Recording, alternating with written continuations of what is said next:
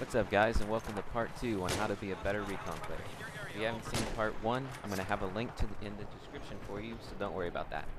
Now, on the part 2, in order to be a lot better with your Recon class, you're going to have to know how to use your equipment. And first up has to be the MAV, which is my personal favorite equipment for the Recon class. Now, this thing has got to be the most hated equipment for the Recons, and it's got to be why a lot of people give me so much hate for using it. But it's pretty much a motion sensor that can fly around, and it can also get road kills. The only way to get them is by hitting the head or the upper body. You can get people that are lying down. It's not easy, but the best way of doing it is going straight towards them and get a headshot with it. It's pretty much the only way I found the most easiest way. Everything else is really difficult, and it pretty much makes you look stupid when you try to get someone like that differently. Now, what makes the MAV so helpful is that it's basically a motion sensor, and it can fly, and it basically tells you and your teammates where the enemy is going, as well as movement and point of direction. In the mini-map, it shows a little red triangle on where they're going, and that's got to be one of the most helpful things you can do. And by doing that, you have to spot, and it's the same exact way as spotting normally. And you can also zoom in using the MAV so you can get a better look. It's not recommended to be too up high and zooming in because stingers can easily shoot you down. And I found the best way to avoid that or getting shot down normally is by staying close to the ground and away from gunfire. It's also very, very important to sometimes go behind the enemies, so that way, while they're trying to shoot you down, you can tell your teammates where they're at and they can come and get them. The best way that I found most effective in winning games is by distracting the enemy, which is something that's got to be the most fun, is because while everyone's looking at you and looking up in the air, it's easy targets for your team. Alright, next up is the tugs. Now this thing is kind of like the MAV. The only difference is that it's stationary, and it doesn't really spot people, it spots their movement. So it does a little blink, but it doesn't show them exactly where they're going all the time. It has gaps. Unlike the MAV, where if you were to spot someone, then it would show movement and point of direction.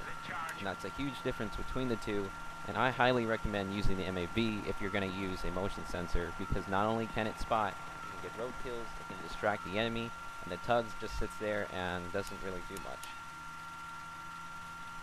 Okay, next is the SOFLAM. Now this thing, you need a lot of teamwork to actually make it work, because without an engineer with you, it's pretty much useless. Now what this thing can do is target enemy vehicles, especially aircrafts, and it can also do boats too. This thing is basically like a lock-on for the rocket launchers. I highly recommend using the Javelin because not only does it already lock on to vehicles, but it can't lock on to aircrafts without the SOFLAM.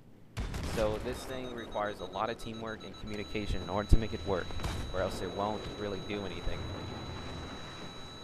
Oh, and don't forget, RPGs and Charles do not work with the SOFLAM. Just remember that. Okay, on to the second most helpful equipment for the Recon class, and that is the spawn beacon. Now these things are mobile spawn points for your team, actually your squad and you. What it's used for is, well, you can spawn on it, but I would recommend putting it towards the objective, putting it next to it, but do not put it out in the open, because there's a lot of times where you spawn using them and you instantly die. So I recommend putting it somewhere hidden, but not too far away. By doing that, you're giving your squad a better chance of coming back towards the objective when they die. And on a side note, if you were to use it for yourself, it gets destroyed, so you're going to have to put another one down. Okay, so there's two rules for using the spawn beacons. Never use it for yourself. If you're going to be sniping, do not put it right next to you, and also do not put a tugs right next to you either. I know I've seen that so many times, and actually in this video you'll see a clip of somebody doing that.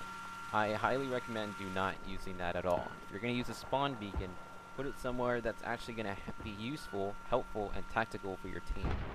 Rule number 2 is not to put the spawn beacon at your spawn point. I have seen that happen before, where people would put spawn beacons right where they're spawning from. I really don't see why someone would do that, but it has happened, so that is rule number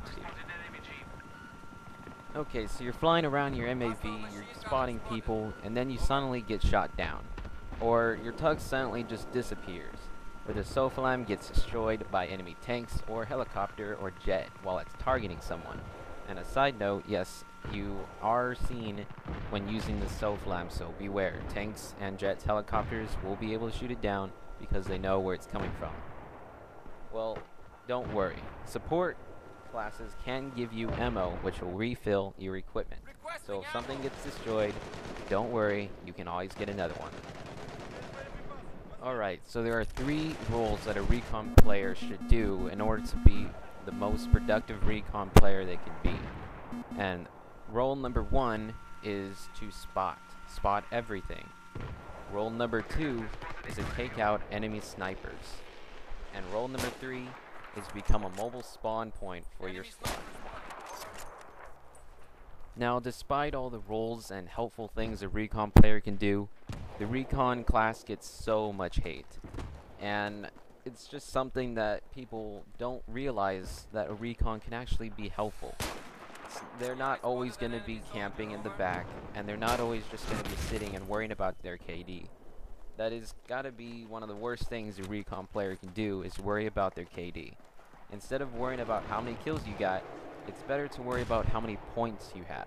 Because you can do barely any work with kills, and you have a lot of deaths, but you have so many points that you can actually say that you contributed to the team.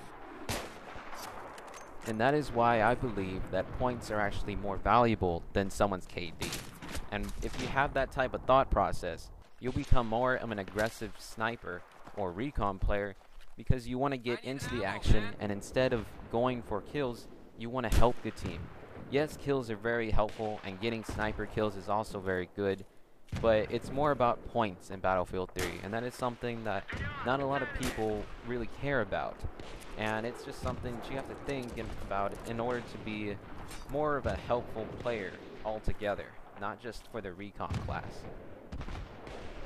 So there you go, some helpful advice and tips that I can give to you on how to be a better Recon player and improve your gameplay.